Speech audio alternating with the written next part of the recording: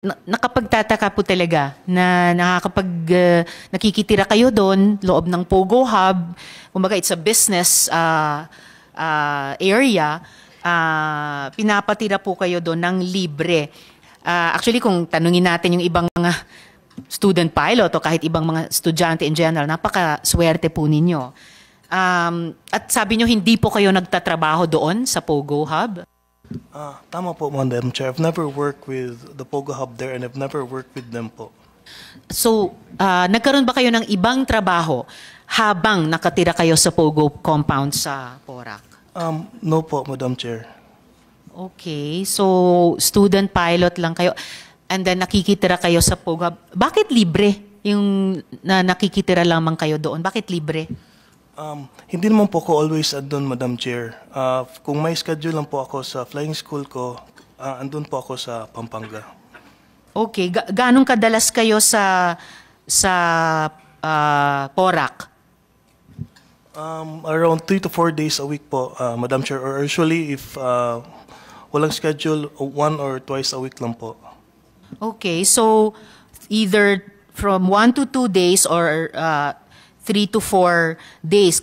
Sa mga buwan na or sa mga linggo na 3 to 4 days a week, kalahating linggo pa rin yon. And alam natin, may gastos ang pagrenta o ang tawag ba doon, half boarder or whatever sa isang lugar. So, bakit pa rin libre kayong pinagamit ng isang boarding house sa loob ng Pogo Hub? Paano na-arrange yun?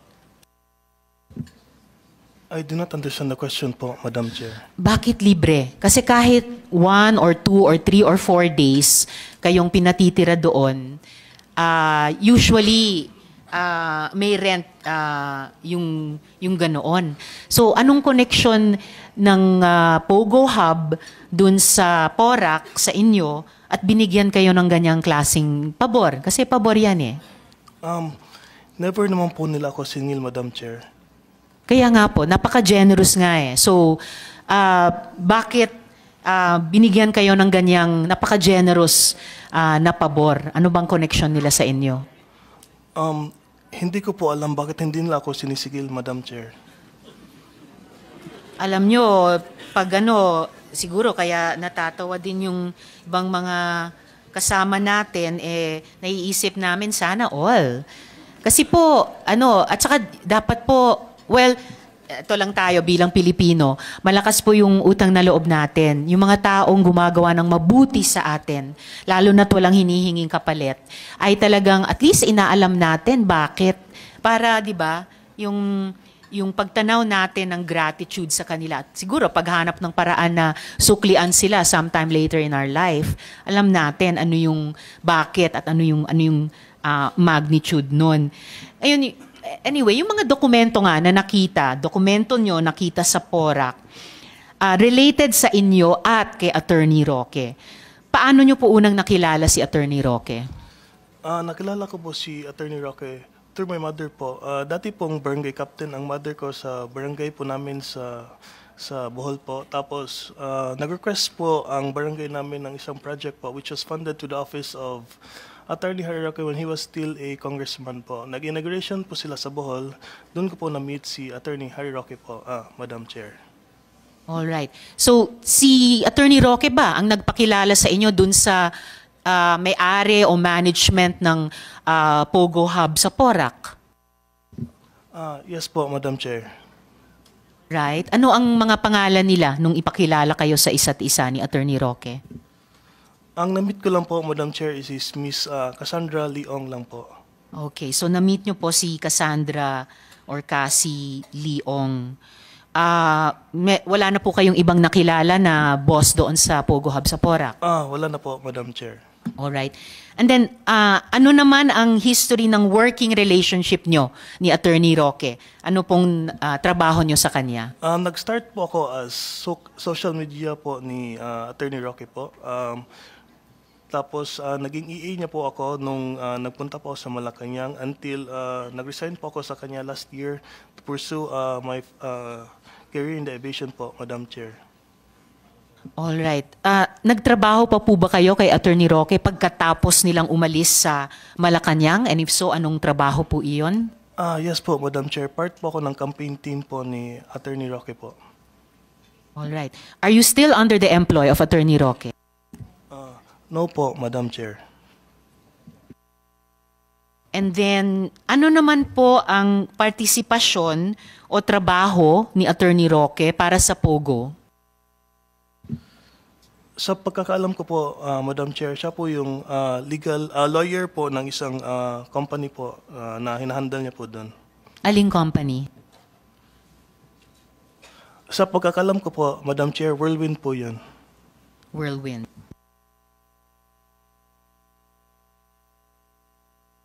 All right. Sige, kanina itinanong ko po sa inyo kung bukod kay Cassandra Leong, nakilala nyo pa yung ibang mga boss sa Lucky South 99. To continue, noong magkatrabaho kayo ni Attorney Roque, pinakilala ka ba niya sa ibang mga incorporator o boss ng Lucky South 99? Tanungin ko ito ulit sa inyo, specifically, one by one, para lang if ever maalala nyo, masagot nyo sa komite. Pinakilala ba kayo ni Attorney Roque kay Julian Linsangan M. III? Hindi ko po siya kilala, Madam Chair. Pinakilala ba kayo ni Attorney Roque kay Ronalyn B. Baterna? Hindi ko po siya kilala, Madam Chair. Hindi rin.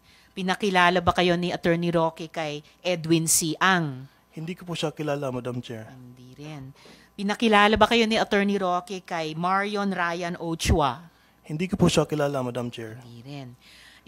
Pero ipinakilala kayo ni Attorney Roque kay Catherine Cassandra L. Ong? Pinakilala po, Madam Chair. Siya, pinakilala. Pinakilala ba kayo kay Sam C? Hindi ko po siya kilala, Madam Chair. Hindi.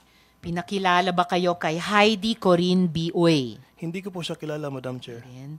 Pinakilala ba kayo kay Ninia Myra H. Cervantes? Hindi ko po siya kilala, Madam Chair. Hindi. Pinakilala ba kayo kay Mercedes P. Macabasa? Hindi ko po siya kilala, Madam Chair.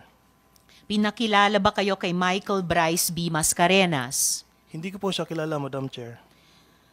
Pinakilala ba kayo kay Stephanie B. Macarenas? Hindi ko po siya kilala, Madam Chair.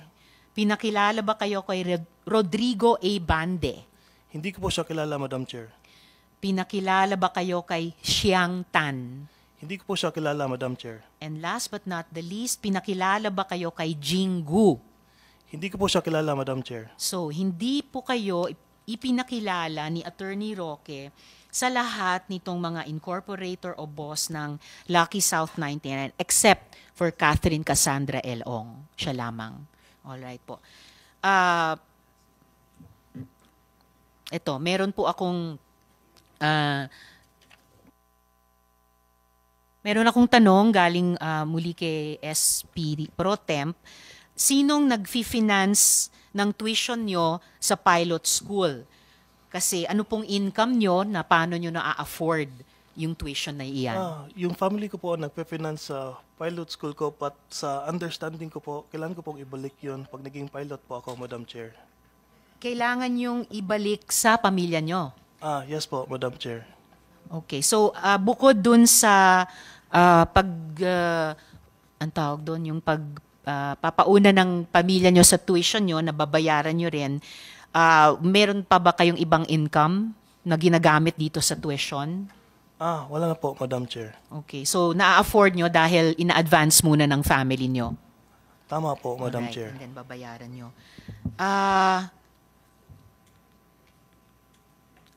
Okay. Masasabi nyo po ba na kaya kayo pinatira sa Pogo ng libre ay dahil pinakilala kayo ni Attorney Roque kay Cassie Leong? Pakiulit po, Madam Chair. Dahil ba pinakilala kayo ni Attorney Roque kay Cassie Leong, kaya pinatira kayo ni na Cassie Leong sa Pogo Hub nila ng libre? To be honest po, Madam Chair, pinakilala po ako ni Attorney Roque kay Ma'am Cassandra Leong po. Pero ako po yung humingi ng favor kay Madam Cassandra Leong na magstay po sa Porac po. Kayo yung humingi ng favor? Yes po, Madam Chair. Paano nyo po naisip gawin yun? Nung pinakilala po ako ni Attorney Roque po, naghahanap po ako ng pagstayhan po sa Pampanga po. Timing po na meron po silang lodging houses in Porac po. Ano nyo nalaman na may lodging house sila sa loob ng Pogo Hub? Hindi ko po alam na nasa Pogo Hub po siya, pero alam ko po meron po silang lodging houses po, Madam Chair. Ang alam nyo ay may Pogo House, may lodging houses in general, sina Cassie Leong. Paano nyo alam na may lodging houses si Cassie Leong? Sa pag-usap po namin, Madam Chair, tapos ganun na po, pinastay na po ako sa Porac po. Kwinento ni Cassie Leong na may lodging houses siya or tinanong nyo kung may lodging houses siya? Nagtanong lang po siya if ano pong ginagawa ko po sa Pampanga that time. Tapos sabi ko lang po is naghanap po ako ng pagsistayhan po sa Pampanga. And then, anong sinabi ni Cassie Leong? Sabi naman po niya meron silang lodging houses but hindi po pwedeng magstay ng matagal doon kasi pinapaalis na po sila doon. Tingin nyo ba kung di nyo kilala si Attorney Roque, papatirahin kayo doon ni Cassie Leong? If hindi ko po kilala si Attorney Roque, hindi ko rin po makikilala si Ma'am Cassandra Leong po, Madam Chair. Okay. So dahil kilala nyo si Attorney Roque, nung napag-usapan nyo ni Cassie Leong na naghahanap kayo ng pagstayan, pinatira kayo doon ng libre. Alright. Yes po, Madam Chair. Alright. Salamat po. May ka-meeting pa po ba? Sorry. Bago yon. May ibang pogo pa bang involved si Attorney Roque? Sa pagkaalam ko, wala naman po, Madam Chair.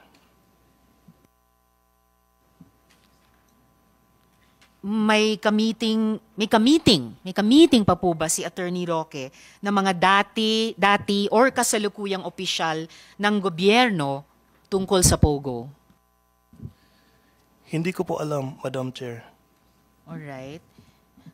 And then, personal nyo po bang nakatagpo o nakilala una si Hong Jiangyang?